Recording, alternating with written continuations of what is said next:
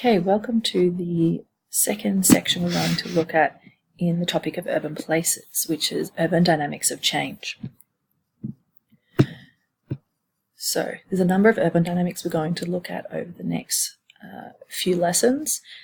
So we're going to be looking at starting with suburbanization, exurbanization, counter-urbanization, decentralization, urban consolidation, urban decay, urban renewal, urban village, and spatial exclusion. So, this section of the unit focuses on some of the urban dynamics that shape the morphology. Now, morphology is the functional form, shape, and character of an urban place, and we're mostly going to be focusing on the developed world. Okay, so this image shows Sydney and surrounding areas of Sydney and a number of different urban dynamics that are at play. So, in the 1830s, Sydney was a walking city with densely populated urban areas such as Redfern, Woolloomooloo and Paddington, which were very close to the CBD. After 1880, Sydney evolved into a transit city due to the buildings of railways, which encouraged the growth of suburbs such as Parramatta. In 1932, the Harbour Bridge was opened, providing a transport link and fast access to the North Shore. Not long after this is where a lot of the suburbs where we are were created. After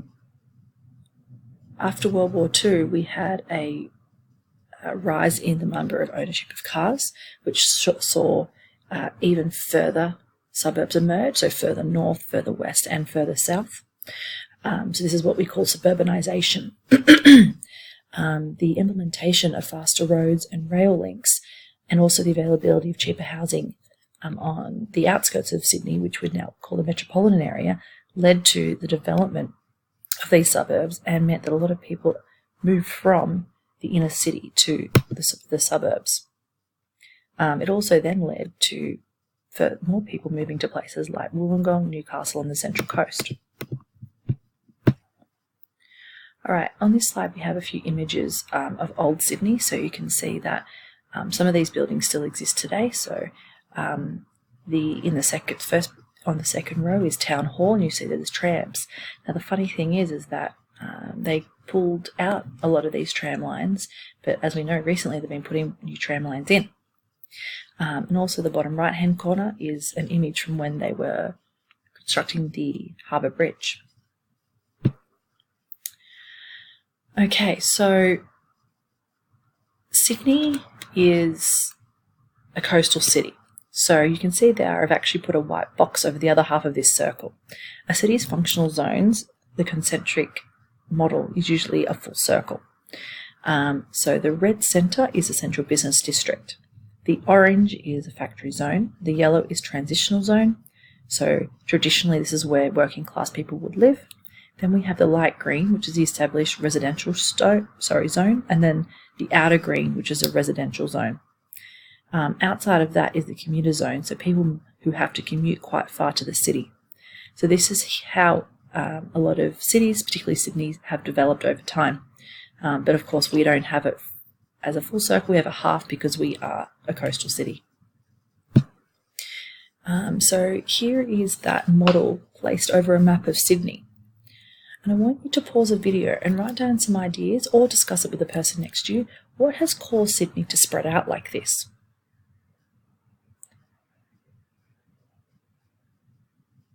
Sydney is actually a suburb that, a city that started from where it was colonised at Port Jackson.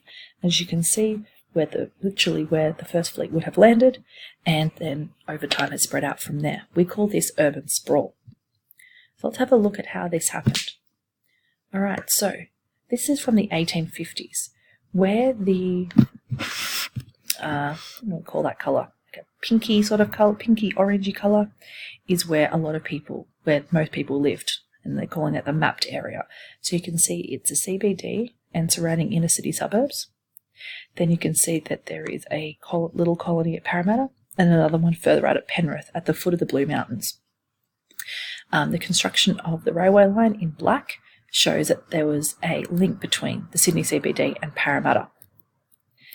So then here we have from the 1890s, and you can see that it's extended just from the inner city. We've gone out further east for now where we call Bondi and other suburbs around there, and also further west. So there is a lot of other suburbs on the way out to Parramatta, and south to Rockdale. You can see there's Liverpool, and even further out is Camden. Now, Camden's actually just outside of Sydney.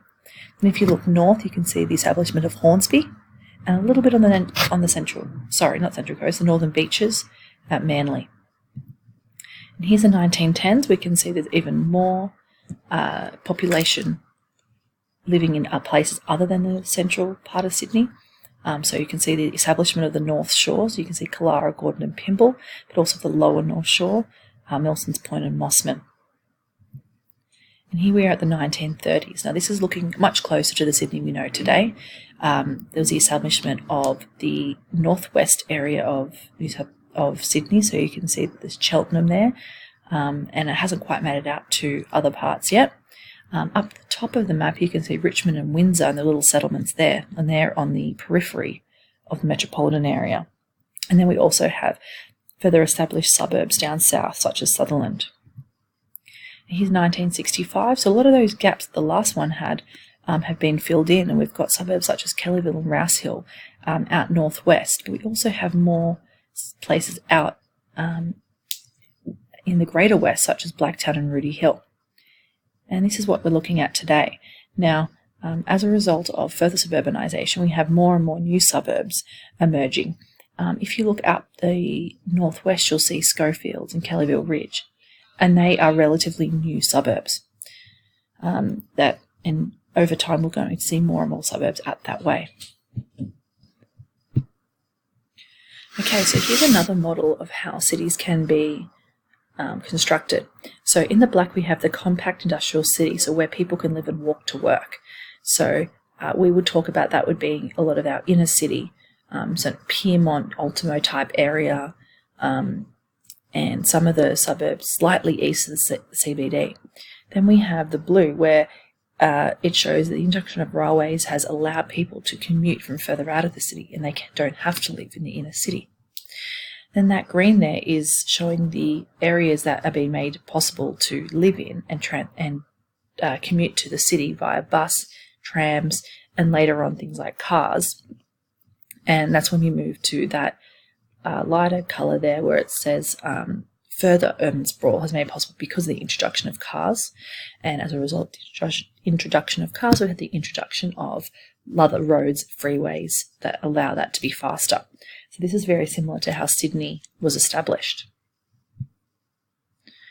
Okay, so the evolution of large cities. For us, our city has probably changed quite rapidly compared to others because our city was only established in 1788, and I guess it wasn't even really a city then at the time, where other cities have been around for centuries. So we've seen quite rapid change over its short history. And one of the main reasons that we've had rapid change is globalization. So the global flows of goods, services, capital, people, and infrastructure has allowed our city to grow more and more. There's been further deregulations in the market, both in our country and other countries, that have allowed for further globalization.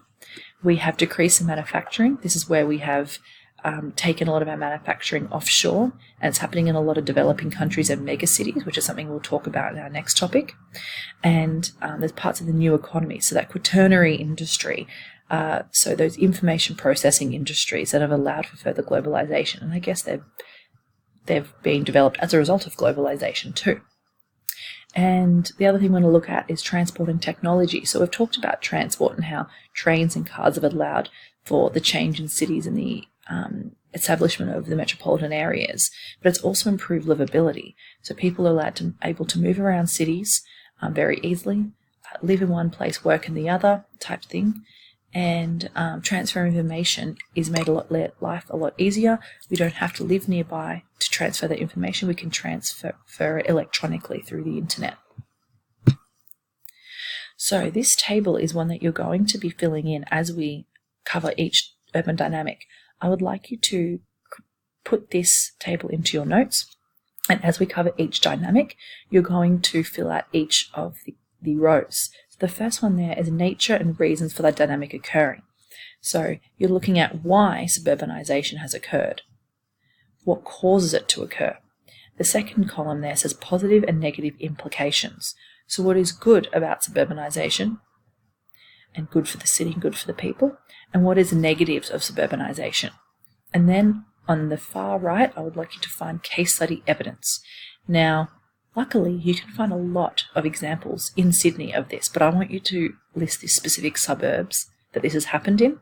If you have other examples from other cities other than Sydney, that's great as well. But because we're going to be doing Sydney as our case study, I'd like you to try and find as many examples from Sydney as you can. So you'll continue to see this table as we do the other urban dynamics, and I'll remind you to fill it in other videos.